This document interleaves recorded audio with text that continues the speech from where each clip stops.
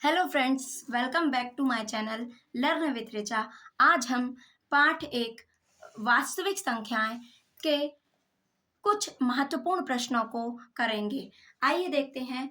जब दो धनात्मक पूर्णांक दिए हुए हों, अर्थात जब दो संख्याएं दी हुई हैं, तब हमें एलसीएम निकालना हो या एचसीएफ निकालना हो तो हम कैसे निकालेंगे। तो इसके लिए एक सूत्र है, आइए उस पर नजर डालते हैं। अर्थात आपको क्या करना है, जब दो संख्याएं एलसीएम या एचसीएफ में से कोई तीन चीजें दी हुई हैं, तब हम क्या कर सकते हैं, चौथे मान को निकाल सकते हैं। अर्थात जब हमें दो संख्याएं दी हुई हैं या एलसीएम दिया है तो हम इस सूत्र की मदद से एचसीएफ निकाल सकते हैं, या एचसीएफ एलसीएम दिया हुआ है और एक संख्या दी हुई है और एक संख्या नहीं दी हुई है, तब भी हम ज्ञात कर सकते हैं। तो इसके लिए फॉर्मूला है दो धनात्मक पूर्णांकों का गुणनफल। अर्थात माना कि दो धनात्मक पूर्णांक ए और बी हैं, तब ए इंटू बी अर्थात दो संख्याओं का गुणा कर दीजिए,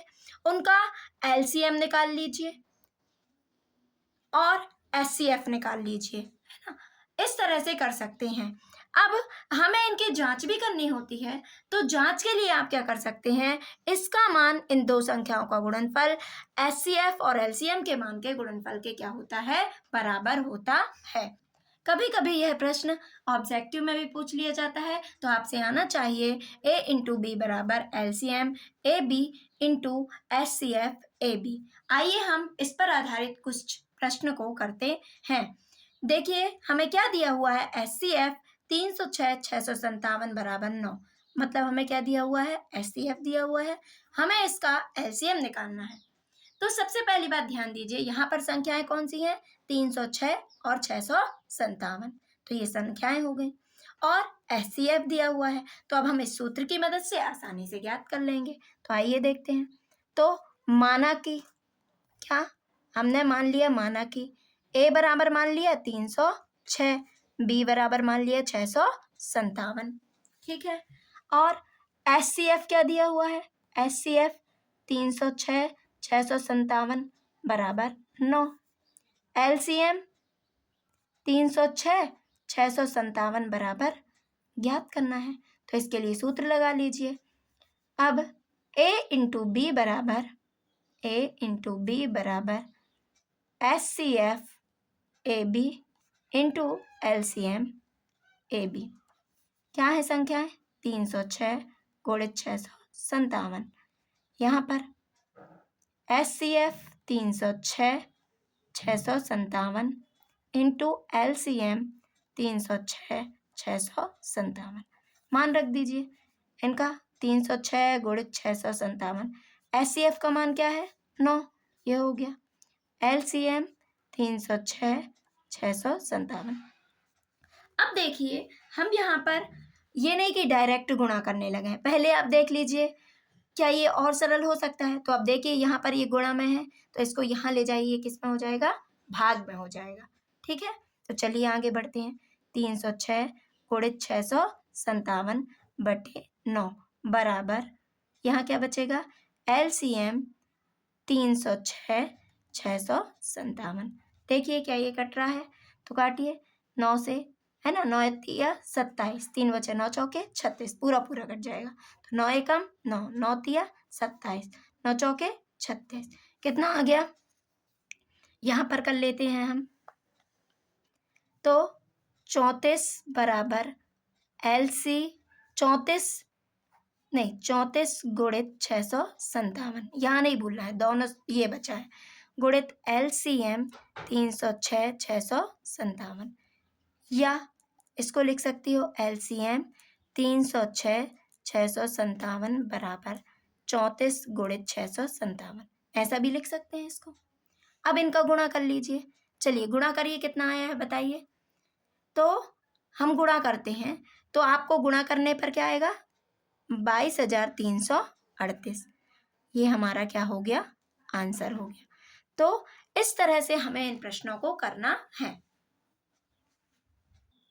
अब आगे हम और एक महत्वपूर्ण प्रश्न को करते हैं, बहुत ही आसान है।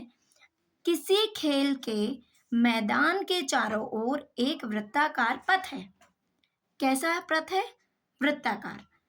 इस मैदान का चक्कर लगाने में सोनिया को 18 मिनट लगते हैं और जबकि इसी मैदान का चक्कर लगाने में रवि को 12 मिनट लगते हैं। मतलब एक वृत्ताकार मैदान है जिसका चक्कर लगाने में सोनिया को 18 मिनट लग रहे हैं और रवि को कितना टाइम लग रहा है? 12 मिनट। तो यदि वे दोनों एक ही स्थान पर एक ही समय पर चलना प्रारंभ करें, मतलब दोनों जो दौड़ की शुरुआत कर रहे हैं वे दोनों साथ में ही कर रहे हैं और एक ही दिशा में चल रहे हैं, तो हमें ये बताना है कि कितने समय बाद वे पुनः प्रारंभिक स्थान पर मिलेंगे, अर्थात कम से कम वो कितने समय बाद वो मिलेंगे। तो कम से कम समय, उसके लिए क्या निकालेंगे? एलसीएम निकालेंगे। तो बहुत ही आसान प्रश्न है, आइए करते हैं। सबसे पहले हम लिखेंगे सोनिया को वृत्ताकार मैदान का चक्कर लगाने में लगा समय। ये देखिए आपकी बुक में ही लिखा हुआ है ना, कि सोनिया को मैदान का चक्कर लगाने में 18 मिनट लगते हैं। तो हम लिख लिए सोनिया को वृत्ताकार मैदान का चक्कर लगाने में लगा समय बराबर 18 मिनट। इसी तरह से रवि के लिए भी लिख लीजिए। तो आप यहाँ लिख लीजिएगा रवि को वृत्ताकार मैदान का चक्कर लगाने में लगा समय बराबर 12 मिनट। ठीक है, अब हमें क्या निकालना है? कितने समय बाद वे पुनः प्रारंभिक स्थान पर मिलेंगे, है ना। तो क्या निकालना है? LCM 18 12 बराबर ज्ञात करना है। तो इसके लिए आप क्या कर सकते हैं? 18 के अभाज्य गुणनखंड निकाल सकते हैं। मैं यहाँ पर आपको साइड में करके बताती हूँ। 18 के क्या हो जाएंगे? 2 नाम 18, 3 तिरका 9, 3 एकम 3। अब 12 के निकाल लीजिए। 2 छक्का 12, 2 तिया 6, 3 एकम 3, ये हो गए। तो 18 के क्या आए? 2 गुणित 3 गुणित 3 और 12 का क्या आया? 2 गुणित 2 गुणित 3। तो एलसीएम में अपन क्या करते हैं? जो सबसे ज्यादा बार आया हो उसी को लेते हैं। जहां सबसे ज्यादा बार जो संख्या आई है उसको उतनी बार लिख देते हैं और कोई भी छूटना नहीं चाहिए। तो देखते हैं, देखो क्या संख्या आई है? 2 और 3 आया है। तो 2 देखो सबसे ज्यादा बार कहाँ आया है? सबसे ज्यादा बार यहाँ आया है 2 बार, तो 2 बार लिख दीजिए। अब 3 सबसे ज्यादा बार कहाँ आया है? तो 3 यहाँ 1 बार आया, यहाँ 2 बार, तो यहाँ 2 बार आया, तो 2 बार लिख दीजिए। अब गुणा कर लीजिए। 2 दूनी 4, 4 तिया 12, 12 तिया 36, है ना। अतः आप नीचे लिखेंगे, अतः वे पुनः बुक में ही लिखा है, आप वहीं से देखकर लिखिए। अतः